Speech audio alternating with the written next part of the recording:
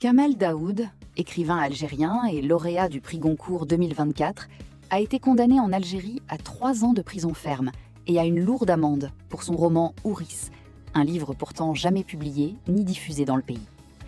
Il dénonce une décision totalement absurde sur le plan juridique et affirme qu'il s'agit avant tout d'un procès politique.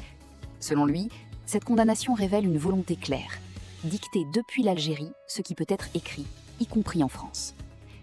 La justice s'appuie sur une loi liée à la guerre civile des années 1990, un conflit extrêmement sensible, mais très rarement utilisé dans ce type de cas. Pour Daoud, cela marque une étape inquiétante.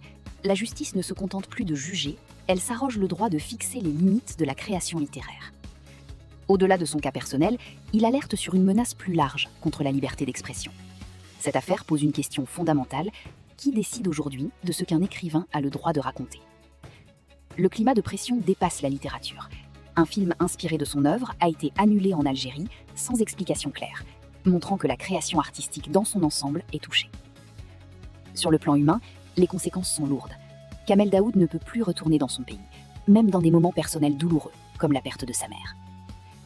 L'opinion est divisée, certains le soutiennent, au nom de la liberté, d'autres l'accusent d'avoir utilisé une histoire réelle sans autorisation. Au final, il exprime une profonde tristesse pour son pays, qu'il décrit comme un espace où les grands récits historiques sont désormais verrouillés par la loi. Selon lui, cela met en danger toute une génération de jeunes écrivains et étouffe la liberté de création. Quand un écrivain est condamné pour un livre qu'on ne peut même pas lire, ce n'est plus seulement une affaire judiciaire, c'est un signal d'alarme pour la liberté.